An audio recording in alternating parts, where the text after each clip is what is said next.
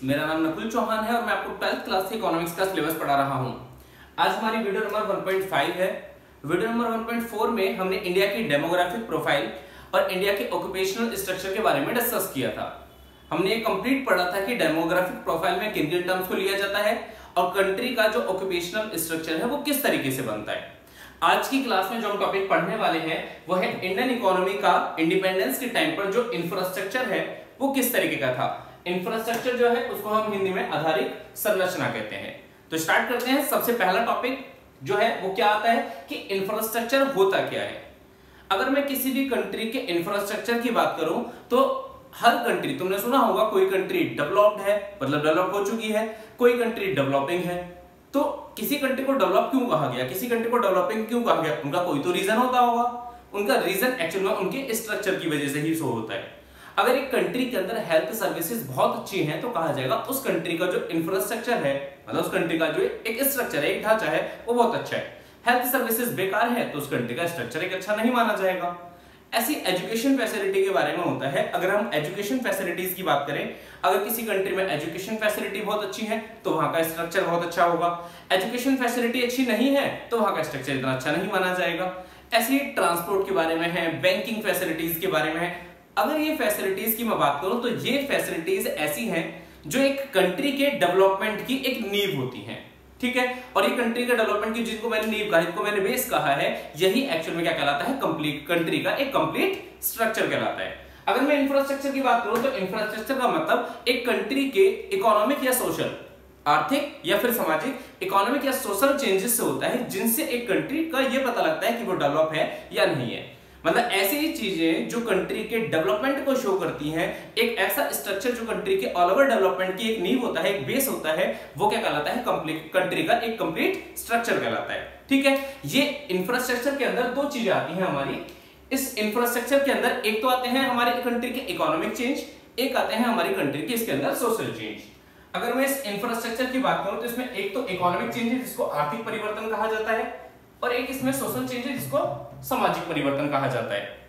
अगर हम economic change की बात करें तो इकोनॉमिक चेंज के अंदर हम किन किन फैसिलिटीज को इंक्लूड करते हैं, मेनली कौन सी चीजें होती हैं। सबसे पहला आता है ट्रांसपोर्ट, यातायात के साधन। दूसरा आता है कम्युनिकेशन, कम्युनिकेशन मतलब संचार के साधन। बैंकिंग, बैंकिंग फैसिलिटी किसके अंदर आएगी, इकोनॉमिक के अंदर। इंश्योरेंस, इंश्योरेंस मतलब जो बीमा वाली फैसिलिटी होती है ये भी किसके अंदर आती है, हमारी इकोनॉमिक के अंदर। फिर इसके बाद पावर और एनर्जी, शक्ति या ऊर्जा। ये टॉपिक हमारे एक्चुअल में बाद में आएंगे। अभी सिर्फ इतना समझो कि ये जो टर्म्स हैं यहां से लेकर यहां तक जो मैंने टर्म्स बताए, ये टर्म्स हमारे मेनली किसके अंदर आते हैं, इकोनॉमिक चेंजेस के अंदर आते हैं। है ये हमारी कंट्री का इंफ्रास्ट्रक्चर का पार्ट, पर ये हमारी कंट्री में एक तरीके के इकोनॉमिक चेंजेस को लेकर आते हैं। बट ऐसे ही हमारी कंट्री में कुछ पार्ट ऐसे भी हैं जो हमारी कंट्री में सोशल चेंज करते हैं। और सोशल चेंज करने वाले जो टर्म्स है वो कौन कौन से हो सकते हैं। सबसे पहला आता है इसमें एजुकेशन। एक कंट्री के अंदर एजुकेशन का भी बहुत बड़ा रोल होता है उस कंट्री को डेवलप करने के लिए। हेल्थ सर्विसेज, इसका भी रोल होता है। और लास्ट आता है इसके अंदर हाउसिंग फैसिलिटी या रेजिडेंस फैसिलिटी, जो आवास की सुविधाएं हैं। मैंने इनकी हिंदी में नाम दिए। अगर मैं इन टर्म्स की बात करूं तो ये टर्म्स मेनली, ये तीन टर्म्स ऐसे हैं जो मेनली हमारे सोशल चेंजेस के पार्ट होते हैं। तो मैं ये कह सकता हूं ये सारी चीजें जो है एक कंट्री के डेवलपमेंट करने के लिए यूजफुल होती हैं। तो ये कहा जाता है एक कंट्री के अंदर अगर कोई ऐसे हम टर्म्स की बात करते हैं जो हमारी कंट्री में इकोनॉमिक या सोशल चेंज लाते हैं, या मैं कह सकता हूं हमारी कंट्री के अंदर ये वाले चेंजेस जो इकोनॉमिक और सोशल चेंज लेकर आते हैं जिनसे हमारी कंट्री का डेवलपमेंट पॉसिबल होता है, तो ये सारे के सारे टर्म्स क्या कहलाते हैं, हमारी कंट्री का इंफ्रास्ट्रक्चर कहलाते हैं, जिसको आधारिक संरचना कहा जाता है, ठीक है। अब अगर मैं इंफ्रास्ट्रक्चर की बात करूं, एजुकेशन बाद में हम चैप्टर पढ़ेंगे जिसमें एजुकेशन का कंप्लीट रोल होगा। एजुकेशन पहले क्या थी, फिर उसके बाद एजुकेशन कैसे कैसे डेवलप होती चलेगी। उसके बाद हम हेल्थ सर्विसेज के बारे में भी पढ़ेंगे। तो ये टॉपिक तो हमारे बाद के हैं। हाउसिंग फैसिलिटी तुम्हारे कोर्स में इसके बारे में स्पेशली अंदर से कुछ नहीं पढ़ना। ट्रांसपोर्ट की अगर मैं बात करूं तो ट्रांसपोर्ट से रिलेटेड एक बहुत मेन टर्म यहां पर है। ट्रांसपोर्ट का मतलब क्या है, एक प्लेस से दूसरे प्लेस पर जाने के लिए हम किस सोर्स को यूज करते हैं, वो ट्रांसपोर्ट के एक तरीके से सोर्स बन जाते हैं। अब अगर मैं इस ट्रांसपोर्ट की बात करूं तो इस ट्रांसपोर्ट के अंदर अगर मेनली हमें पढ़ना है तो वो पढ़ना है किसके बारे में, रेलवे के बारे में। कि इंडिया के अंदर ट्रांसपोर्ट के अंदर जो रेलवे आई थी ना, तो रेलवे का क्या इंपॉर्टेंट रोल रहा था। कम्युनिकेशन, इसके बारे में तो मैं नहीं पढ़ना कुछ भी इस लेवल पे। बैंकिंग हम मैक्रो के अंदर, बैंकिंग हम ठीक है मैक्रो के अंदर कवर कर चुके हैं। इंश्योरेंस की फैसिलिटीज के बारे में भी तुम्हें यहाँ पर ज्यादा नहीं पढ़ना। पावर और एनर्जी ये तुम्हारा बाद में एक स्पेशल अलग से चैप्टर के अंदर आएगा, ठीक है। जो जो टर्म्स हमारे यहाँ पर यूज होंगे बाद में वो मेनली कौन से हैं? Education, health, transport, banking, power और एनर्जी। ये टर्म्स ऐसे हैं जिसमें मैंने टिक करा है, जो हमारे 12th लेवल पर इंडियन इकोनॉमी डेवलपमेंट में इनके सेपरेट टॉपिक्स अलग से दे रखे हैं, ठीक है। तो आते हैं सबसे पहले हम किसमें? ट्रांसपोर्ट, क्योंकि इस चैप्टर के अंदर हम सिर्फ ट्रांसपोर्ट के बारे में पढ़ते हैं। ट्रांसपोर्ट के बारे में मैंने क्या बताया? रेलवे। अगर मैं रेलवे की बात करूं तो रेलवे क्या है? इंडिया के अंदर रेलवे जो आई थी वो इंडियंस नहीं लेकर आए थे, वो ब्रिटिशर्स लेकर आए थे। ब्रिटिश लोग जो थे वो लेकर आए थे। भाई ब्रिटिश वाले इंडिया के ऊपर जो रूल करने आए थे वो कब आए थे? 1757 में। 1757 में ब्रिटिश वाले लोग इंडिया आए थे और उन्होंने इंडिया के ऊपर 190 साल राज करा और 1947 वो इंडिया छोड़कर गए थे जब इंडिया इंडिपेंडेंट हो गया, ठीक है। अब इसके बीच में उन्होंने बहुत से ऐसे काम करे जो उन्होंने अपने खुद के पर्सनल बेनिफिट के लिए करे, बहुत से ऐसे काम। ये चीज ध्यान रखना, ब्रिटिश वालों का कभी भी कोई भी पर्पस ऐसा नहीं था कि हमारी वजह से इंडियंस को फायदा होगा। ब्रिटिश वालों का सिर्फ एक ही पर्पस था कि वो हमारा फायदा होना चाहिए, मतलब ब्रिटिश लोगों का फायदा होना चाहिए। इंडियन को फायदे को सोचा भी नहीं था, बट इनडायरेक्टली उसका जो फायदा मिल रहा है वो किसको मिल रहा है? इंडियंस को मिल रहा है। फॉर एग्जांपल अगर मैं बैंकिंग की बात करूं तो इंडिया के अंदर जो फर्स्ट बैंक आया था, इंडिया के अंदर जो फर्स्ट बैंक आया था, ये फर्स्ट बैंक आया था कब? 1770 में, 1717। इसका मतलब 1757 के बाद आया और 1947 से पहले आया, तो ब्रिटिश रूल के टाइम पर आया। और जब ये 1770 में बैंक आया था तो इस बैंक का नाम था bank of Hindustan, bank of Hindustan. तो ये ध्यान रखना, पेपर में कभी कभी क्वेश्चन आ जाते हैं, इसमें ईयर पूछे जाते हैं। तो इंडिया के अंदर सबसे पहला बैंक कौन सा था? Bank of Hindustan. और इंडिया के अंदर जो पहला बैंक आया था वो कब आया था? 1770 में। किसके रूल में आया था? ब्रिटिश रूल के अंदर आया था, ठीक है। अब अगर मैं इसकी बैंकिंग की बात करूं तो बैंकिंग से रिलेट करता है। और बैंकिंग की फैसिलिटी किसकी वजह से स्टार्ट हुई? जो अंग्रेज थे, जो ब्रिटिशर्स लोग थे, उनकी वजह से। सेम ऐसे ही अंग्रेजों ने ये बैंकिंग फैसिलिटी जो थी एक्चुअल में अपने लिए स्टार्ट करी, बट फायदा किसको हुआ? इसका फायदा आज हम भी ले रहे हैं। इसका मतलब इनडायरेक्टली इसका बेनिफिट इंडियंस को मिल रहा है। ऐसे ही ट्रांसपोर्ट में अगर मैं रेलवे की बात करूं तो जो रेलवे है एक्चुअल में इंडिया के अंदर रेलवे कब स्टार्ट हुई थी?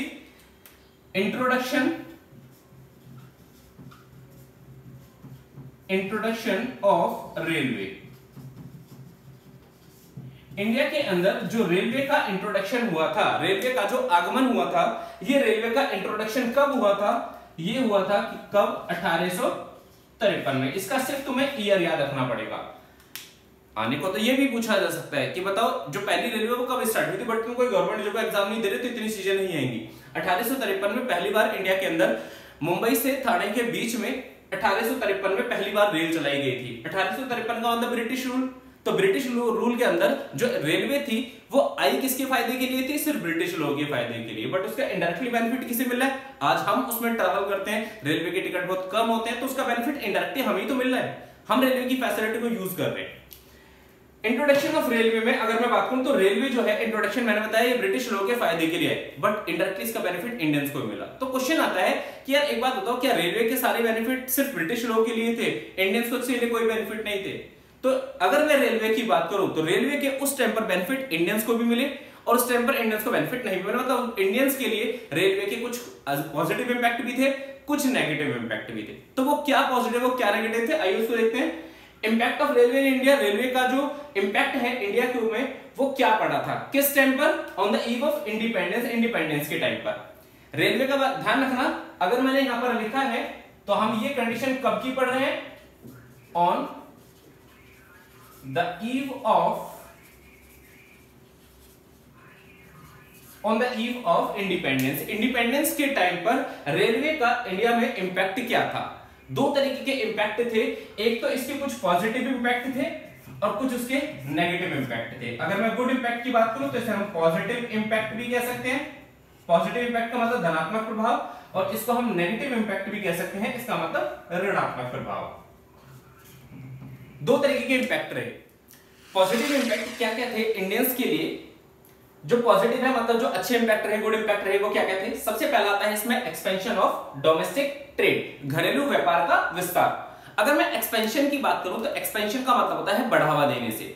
किस चीज को बढ़ावा दिया? Domestic trade. अब ट्रेड दो तरीके से किए जाते हैं, या तो वो डोमेस्टिक लेवल पर होते हैं या वो इंटरनेशनल। अगर तुम अपनी कंट्री के अंदर ट्रेड कर रहे हो तो वो डोमेस्टिक ट्रेड है, बट अगर तुम अपनी कंट्री के साथ साथ उसे बाहर भी ट्रेड कर रहे हो, अपनी कंट्री से आउटसाइड भी ट्रेड कर रहे हो, तो उसे क्या कहा जाएगा? International trade. हम यहाँ पर किसकी बात कर रहे हैं? डोमेस्टिक। उस टाइम पर इंडिपेंडेंस के टाइम पर प्रॉब्लम क्या थी? ब्रिटिश रूल के टाइम पर सबसे बड़ी प्रॉब्लम क्या चल रही थी कि इंडिया के जो लोग थे यहाँ पर जो अपने फसलों का या फिर अपने प्रोडक्ट का जो कमर्शियलाइजेशन कर रहे थे, उनको मार्केट में जो उसकी ट्रेडिंग कर रहे थे, वो ट्रेडिंग करने के लिए उनके पास फैसिलिटीज नहीं थी। जहां पर रहते थे वहीं वो आसपास भेज पा रहे थे, उसे दूर तक उसे प्लेस नहीं कर पाते थे, दूर तक उसे भेज नहीं पाते थे। और अगर दूर तक भेज नहीं पा रहे तो इसका मतलब पॉसिबल नहीं हो पा रहा था कि हमारा डोमेस्टिक ट्रेड बढ़ पाए। भाई जब हमारा प्रोडक्ट हमारे आसपास भी सेल होगा और कंट्री के अलग अलग पार्टों में सेल होगा तो इसका मतलब डोमेस्टिक ट्रेड बढ़ रहा है, बट जब उसे अलग पार्ट में पहुंचा ही नहीं पाएंगे तो ट्रेड कैसे बढ़ेगा? रेलवे ने इस चीज को पॉसिबल करा। रेलवे की वजह से हम अपने डोमेस्टिक ट्रेड को बढ़ा पाए। क्यों? क्योंकि रेलवे की वजह से हम अपने प्रोडक्ट को एक प्लेस से दूसरे प्लेस पर पहुंचाना हमारे लिए बहुत ज्यादा सिंपल हो गया था। दूसरा, कमर्शियलाइजेशन ऑफ एग्रीकल्चर। जो किसान लोग थे वो किसान लोग अपनी फसलों का प्रोडक्शन सिर्फ इसलिए करते थे ताकि उससे उनकी लाइफ जो है वो चलती रहे। सब्सिस्टेंस फार्मिंग थी, जीवन निर्वाह खेती कहते हैं। अब उस फार्मिंग का फायदा क्या था? उन्हें पता था कि मार्केट में कोई सोर्स अवेलेबल नहीं है, हम मार्केट में अपने प्रोडक्ट को बेचेंगे नहीं, अपने लाइफ को चलाने के लिए हम क्या करेंगे? खेती करते रहेंगे। बट जब उनका आउटलुक थोड़ा चेंज हुआ, आउटलुक चेंज होने का मतलब उनके माइंड में एक पैसों की वाली भी बात आई, उन्हें लगा कि हाँ मार्केट में अपने प्रोडक्ट को सेल कर सकते हैं, तो उन्होंने अपना प्रोडक्ट सेल करना स्टार्ट करा। इसका मतलब एग्रीकल्चर का भी कमर्शियलाइजेशन होने लगा, एग्रीकल्चर को भी मार्केट में सेल करके उनका भी ट्रेड होने लग गया, व्यापार होने लग गया। तो एक फायदा रेलवे की वजह से ये भी हुआ था क्योंकि रेलवे की वजह से इनका प्रोडक्ट एक प्लेस पे दूसरे प्लेस पर पहुंचाना एक बहुत सिंपल बन गया था। तो कमर्शियलाइजेशन ऑफ एग्रीकल्चर, ये इंडियंस को फायदा हुआ किस चीज का? रेलवे का। तीसरा, faster movement of food grains in country. पहले कंट्री के अंदर भूखमरी और अकाल जो होते ना बहुत ज्यादा पड़ा करते थे, बट वो रीजन क्या था? क्योंकि हम जो फूड ग्रेन्स है ना, खाद्यान्न है, जो हमारे खाने पीने के मेन आइटम्स होते हैं, जैसे चावल है, चीनी है, चावल है, गेहूं है, दाल है, तिलहन है, मक्का है, ये हमारे फूड ग्रेन्स के अंदर आते हैं। अब अगर मैं इन फूड ग्रेन्स की बात करूं तो ये सारे फूड ग्रेन्स जो है पहले आसानी से एक प्लेस से दूसरे प्लेस पर पहुंचाए नहीं जा सकते थे, जिसकी वजह से कई जगह भूखमरी और अकाल ये सब चीजें आते रहते थे। अब बाद में क्या हुआ? जब रेलवे आई तो रेलवे की वजह से कंट्री के कोने कोने तक हमने इन प्रोडक्ट को पहुंचाना स्टार्ट कर दिया, इन फसलों को, इन फूड ग्रेन्स को पहुंचाना स्टार्ट कर दिया। और जब ये फूड ग्रेन्स पहुंचे तो एक्सटर्नल में इनका क्या हुआ? एक फास्टर मूवमेंट हुआ। मूवमेंट मतलब इनकी गति में बहुत तेजी आई थी। तो faster movement in food grains in country, ये भी एक कंट्री के अंदर एक पॉजिटिव इंपैक्ट रहा। और भी तुम पॉजिटिव इंपैक्ट देख सकते हो, लोग बागों ने ट्रैवल करना स्टार्ट कर दिया था। एक प्लेस से दूसरे प्लेस पर जब कोई पर्सन जाते थे तो उनके बीच में डिस्टेंस थी जो रेलवे ने कम कर दी। तो ये चीजें भी तुम इसके अंदर ऐड कर सकते हो। ये रेलवे के हमारी कंट्री के ऊपर पॉजिटिव इंपैक्ट थे। बट अगर मैं रेलवे के कुछ नेगेटिव इंपैक्ट की बात करूं तो रेलवे के नेगेटिव इंपैक्ट भी रहे हैं। हमारी कंट्री के अंदर रेलवे क्यों आई? मैंने क्या बताया? रेलवे कब आई थी हमारी कंट्री में? इंट्रोडक्शन हुआ था 1853 में, और 1853 में हमारी कंट्री के अंदर रूल किसका था? ब्रिटिश का। ब्रिटिश वालों ने रेलवे अपने फायदे के लिए स्टार्ट करी। उन्होंने कहा कि हम अपनी कंट्री का जो भी प्रोडक्ट बनता है, ब्रिटेन का जो भी प्रोडक्ट बनता है, वो प्रोडक्ट हम कहां सेल करेंगे? इंडिया में। इंडिया के अंदर जब वो प्रोडक्ट बेचा गया तो इंडिया में एक दिक्कत क्या आ रही थी? जो मेन कस्टम पोर्ट्स होते हैं, जो पोर्ट हैं, उन पोर्ट से इंडिया के कोने कोने में प्रोडक्ट पहुंचाना था। पहुंचाने के लिए उन्होंने क्या करा? रेलवे को स्टार्ट करा था ताकि उनका ट्रेड हमारी कंट्री में बढ़ सके। इसका मतलब उन्होंने सिर्फ एक चीज को वो बढ़ावा दिया, और वो क्या था? अपने जो ब्रिटिश वाला ट्रेड था उसको इंडियन कंट्री में बढ़ाया जाए, और ये हमारे लिए एक अच्छी बात नहीं थी। तो एक तो यहां पर क्या इसका नेगेटिव इंपैक्ट बन जाता है? एक्सपेंशन हुआ था किस चीज का? ऑफ ब्रिटिश ट्रेड, ब्रिटिश के ट्रेड का एक्सपेंशन हो रहा था। दूसरा, इंडिया वालों ने, जो ब्रिटिश वाले हैं, उन्होंने इंडिया के ऊपर अपना क्या कर रखा था? एक रूल कर रखा था। रूल क्या? उसे हमारे इंडिया को एक कॉलोनी की तरीके से यूज करते थे, और वो जो चाहते थे वो करते थे, हमारा एक्सप्लॉइटेशन करते थे, शोषण करते थे। तो ये कहा गया था, उन्होंने रेलवे को हमारा एक्सप्लॉइटेशन करने के लिए यूज करा, और ये एक्सप्लॉइटेशन एक कॉलोनी की तरीके से हो रहा था, तो उसे एक कॉलोनियल एक्सप्लॉइटेशन कहा गया। कॉलोनी का मतलब क्या है? जहां पर कोई पर्सन रूल करता है। ब्रिटिश वालों ने इंडिया को अपनी एक कॉलोनी ही बना रखा था, और कॉलोनी बना रखा था, इसलिए उसे कॉलोनियल एक्सप्लॉइटेशन का नाम दिया गया। रेलवे की वजह से भी उन्होंने हमारी कंट्री के ऊपर क्या करा? कॉलोनियल एक्सप्लॉइटेशन, जिसको हम क्या बोलते हैं? औपनिवेशिक शोषण। ठीक है, तो ये इसके कुछ नेगेटिव इंपैक्ट रहे हैं। तो ये ध्यान रखना, रेलवे के सिर्फ पॉजिटिव इंपैक्ट ही नहीं थे, रेलवे के कुछ पॉजिटिव भी इंपैक्ट रहे, रेलवे के कुछ नेगेटिव इंपैक्ट भी रहे। क्लियर है? तो आज की क्लास में हम अपना टॉपिक यहीं फिनिश करते हैं। नेक्स्ट क्लास में हम इंडियन इकोनॉमी के, क्योंकि हमने इंडियन इकोनॉमी के स्टार्टिंग के 6 जो मेन टॉपिक्स थे वो पढ़ लिए। नेक्स्ट क्लास में हम इस इंडियन इकोनॉमी के उस इंडिपेंडेंस के टाइम पर जो कंप्लीट फीचर्स थे उसके बारे में पढ़ेंगे। क्लियर है? तो आज की क्लास यही वाइंड अप करते हैं, मिलते हैं नेक्स्ट वीडियो में। अगर आपको ये वीडियो अच्छी लगी हो तो लाइक कीजिए, हमारे चैनल को सब्सक्राइब कीजिए और ज्यादा से ज्यादा वीडियोस को शेयर भी कीजिए। That's all for today.